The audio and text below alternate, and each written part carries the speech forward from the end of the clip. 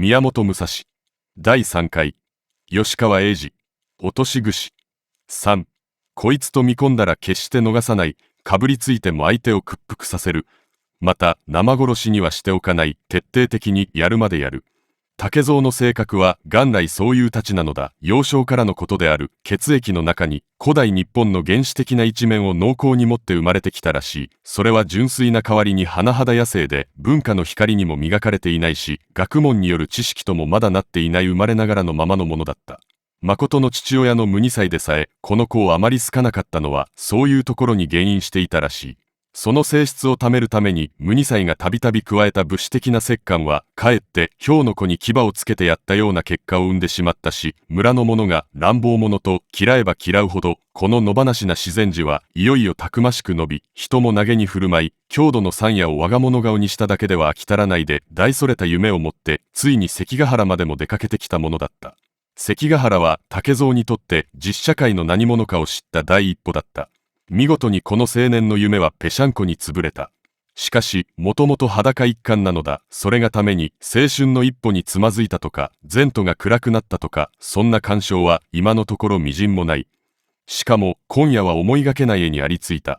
野武の頭だという辻風天馬だ。こういう敵に巡り合いたいことを、彼は関ヶ原でもどんなに願っていたことか。卑怯、卑怯、やーい、待てー。こう呼ばわりながら彼は真っ暗な野を伊達天のようにかけている。天馬は10歩ほど前をこれも宙を飛んで逃げてゆくのだった。竹蔵の髪の毛は逆立っていた。耳のそばを風がうなって流れる愉快の何のってたまらない快感だった。竹蔵の血は身のかけるほど獣に近い喜びに踊った。彼の影が天馬の背へ重なるように飛びかかったと見えた時に、黒菓子の勃剣から血が吹いてこうものすごい悲鳴が聞こえた。もちろん辻風天馬の大きな体は地響きを打って転がったのだ。頭蓋骨はこんにゃくのように柔らかになり、二つの眼球が顔の外へ浮かび出していた。二撃三撃と続けさまに勃剣を加えると、折れたあばら骨が皮膚の下から白く飛び出した。竹蔵は腕を曲げて額を横にこすった。どうだ大将。颯爽と一個して彼はすぐ後ろへ戻っていくのである。何でもないことのようだった。もし先が強ければ自分が後に捨てられてゆくだけのこととしかしていなかった。竹蔵か。遠くでまた蜂の声がした。おう。とのろまな声を出して竹蔵が見回していると、どうした。かけてくるまた蜂の姿が見えた。やった。お主は。答えて問うと、俺も。使いとまで血に汚れたものを竹蔵に示して、後の奴らは逃げおった。野武なんてみんな弱いぞ。肩を誇らせてまた蜂は言う。血をこね回して喜ぶ赤子に等しい二人の笑い声だった。血の勃剣と血の刀をぶら下げたまま元気に何か語り合いながら、やがてあなたに見えるよもぎの家の一つ日へ向かって帰っていくのであった。4. ノーマが窓へ首を入れて家の中を見回した。鼻を鳴らして大きな息をしたので、そこに寝ていた二人は目を覚ました。こいつめ。竹蔵は馬の顔を平手で殴った。また蜂は拳で天井を突き上げるような伸びをしながら、ああよく寝た。日が高いな。もう日暮れじゃないか。まさか。一晩眠るともう昨日のことは頭にない。今日と明日があるだけの二人である。竹蔵は早速裏へ飛び出して諸肌を脱ぎ出した。清烈な流れで体を拭き、顔を洗い、太陽の光と深い空の大気を腹いっぱい吸い込むように仰向いていた。また蜂はまた蜂で寝起きの顔を持ったまま炉部屋へ行って、そこにいるおこうと明美へ、おはよう。わざと陽気に言って、おばさん嫌に塞いでいるじゃないか。そうかい。どうしたんだい。おばさんの夫を撃ったという辻風天馬は撃ち殺してくれたし、その子分も凝らしてやったのに塞いでいることはなかろうに。また蜂のいぶかるのはもっともだった。天馬を撃ってやったことはどんなにこの親子から喜ばれることだろうと期待していたのに、夕べも明美は手を叩いて喜んだが、おこうはかえって不安な顔を見せた。その不安を今日まで持ち越して炉端に沈み込んでいるのがまた蜂には不平でもあるし、わけがわからない。なぜだいおばさん。明美の汲んでくれた渋茶を取ってまた蜂は膝を組む。おこうは薄く笑った。世間を知らない若者の荒い神経を羨むように。だってまたさん、辻風天馬にはまだ何百という子分があるんだよ。あ、わかった。じゃあ奴らの仕返しを怖がっているんだな。そんなものがなんだ。俺と竹蔵がおれば。ダメ。軽く手を振った。又八は肩を盛り上げて、ダメなことはない。あんな虫けら、幾人でも来い。それとも、おばさんは、俺たちが弱いと思っているのか。まだ、お前さんたちは私の目から見ても赤ん坊だもの。天満には辻風公平という弟があって、この公平が一人来れば、お前さんたちは束になってもかなわない。これは又八にとって心外なる言葉であった。けれど、だんだんと後家の話すところを聞くと、そうかなと思わぬこともない。辻風公平は木曽の安川に大きな勢力を持っているばかりでなく、また兵法の達人であるばかりでなく、ラッパの上手で、この男が殺そうと付け狙った人間で天寿を全うしている者はかつてなかった。正面から名乗ってくるなら防ぎもなろうが、寝首かきの名人には防ぎがないというのである。そいつは苦手だな。俺のような寝坊には。又八が顎をつまんで考え込むと、おこうはもうこうなっては仕方がないから、この家を畳んでどこか他国へ行って暮らすほかはない。ついてはお前さんたち二人はどうするかと言い出した。竹蔵に相談してみよう。どこへ行ったろあいつめ。表にもいなかった。手をかざして遠くを見ると、今しがた家の周りにうろついていた能馬の背に飛び乗って伊吹山の裾野を乗り回している竹蔵の姿がはるかに小さく見えた。のんきなやつだな。又八はつぶやいて両手を口にかざした。おい、帰ってこいよ。5、枯れ草の上に二人は寝転んだ。友達ほどいいものはない。寝転びながらの相談もいい。じゃあ俺たちはやっぱり国へ帰ると決めるか。帰ろうぜ。いつまであの親子と一緒に暮らしているわけにもゆくまい。女は嫌いだ。竹蔵が言うと、そうだな、そうしよ又八は仰向けにひっくり返った。そして青空へ向かって怒鳴るように、う。帰ると決めたら急にオラおつうの顔が見たくなった。足をバタバタさせて、畜生、おつうが髪の毛を洗った時のような雲があるぞ。と空を指さす。竹蔵は自分の乗り捨てたノーマの尻を見ていた。人間仲間でも野に住む者の中にいい性質があるように、馬もノーマは気立てが良い。用が済めば何も求めず、勝手に一人でどこへでも行ってしまう。向こうで明美が、ご飯ですよ。と呼ぶ。飯だ。二人は起き上がって、又八かけっこ。くそ、負けるか。明美は手を叩いて草ぼこりを立ててかけてくる二人を迎えた。だが明美は昼過ぎから急に沈んでいた。二人が国へ帰ると決めたことを聞いてからである。二人が家庭に混じってからの愉快な生活を、この少女はこの先も長いものと思っていたらしかった。おバカちゃんだよ。お前さんは何をメソメソしているのだえ。夕化粧をしながら後家のおこうは叱っていた。そして炉端にいた竹蔵を鏡の中から睨みつけた。竹蔵はふと前の晩の枕元へ迫った後家のささやきと甘ずい髪の毛を思い出して横を向いた。横には又八がいた。酒の壺を棚から取って自分の家のもののように勝手にチロリへ移しているのだ。今夜はお別れだから大いに飲もうというのである。後家のおしろいはいつもより念入りだった。ある、竹飲んでしまおうよ。縁の下に残していったってつまらない。酒壺を3つも倒した。おこうは又八にもたれかかって竹蔵が顔を背けるような悪ふざけをしてみせた。あたし、もう歩けない。又八に甘えて新女まで肩を借りていくほどだった。そして面当てのように、竹さんはそこいらで一人でおね。一人が好きなんだから。と言った。言われた通り竹蔵はそこで横になってしまった。ひどく酔っていたし、夜も遅かったし、目が覚めたのはもう翌日の日がカンカン当たっている頃だった。沖出て彼がすぐ気づいたことは、家の中ががらんとしていることだった。おや？昨日明美と後家がひとまとめにしていた荷物がない。衣装も履物もなくなっている。第一、その親子の姿ばかりでなく、又八が見えないのだ。又八！おい！裏にも小屋の中にもいなかった。ただ開け放しになっている水口の敷居際に後家の刺していた赤い櫛が一枚落ちていただけである。ああ！又八め！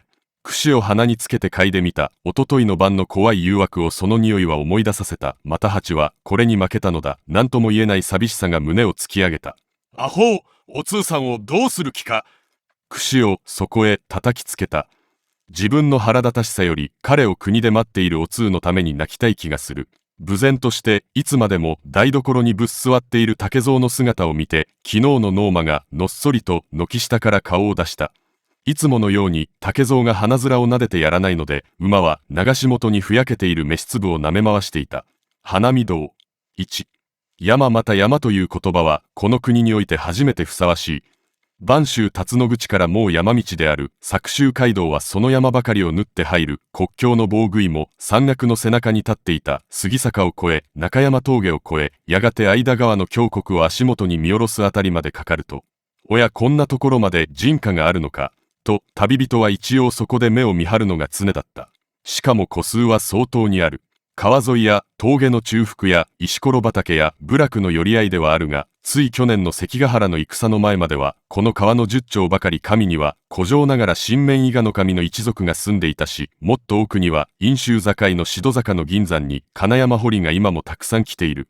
また鳥取から姫路へ出る者、田島から山越えで備前へ往来する旅人など、この山中の一町にはかなり諸国の人間が流れ込むので、山また山の奥とはいえ旅籠もあれば呉服屋もあり、夜になると白いコウモリのような顔をした飯盛り女も軒下に見えたりする。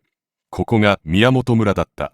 石を乗せたそれらの屋根が目の下に見える七宝寺の縁側で、お通はああ、もうじき1年になる。ぼんやり雲を見ながら考えていた。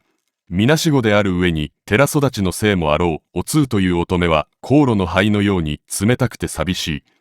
年は去年が16、いいなずけの又八とは一つ下だった。その又八は村の竹蔵と一緒に去年の夏戦へ飛び出してからその年が暮れても沙汰がなかった。正月には2月にはと頼りの空だのみもこの頃は頼みに持てなくなった。もう今年の春も4月に入っているのだった。竹蔵さんの家へも何の音沙汰がないというし、やっぱり2人とも死んだのかしら。たまたま人に向かって短足を漏らして訴えると当たり前じゃと誰もが言う。ここの領主の新面伊賀の神の一族からして一人として帰ってきた者はいないのだ。戦の後あの古城へ入っているのは皆顔も見知らない徳川系の侍衆ではないかという。なぜ男は戦になど行くのだろう。あんなに止めたのに。縁側に座り込むとお通は半日でもそうしていられた寂しいその顔が一人で物思うことを好むように、今日もそうしていると、お通さんお通さん。誰か呼んでいる。栗の外だった。真っ裸な男が井戸の方から歩いてくる。まるでいぶしにかけた羅漢である。3年か4年目には寺へ泊まる田島の国の雲水で30歳ぐらいな若い全坊主なのだ。胸毛の生えた肌を日向にさらして春だな。一人で嬉しそうに言う。春は良いが白身のやつめ藤原道長のようにこの世は我が物顔に振る舞うから一思いに今選択したのさ。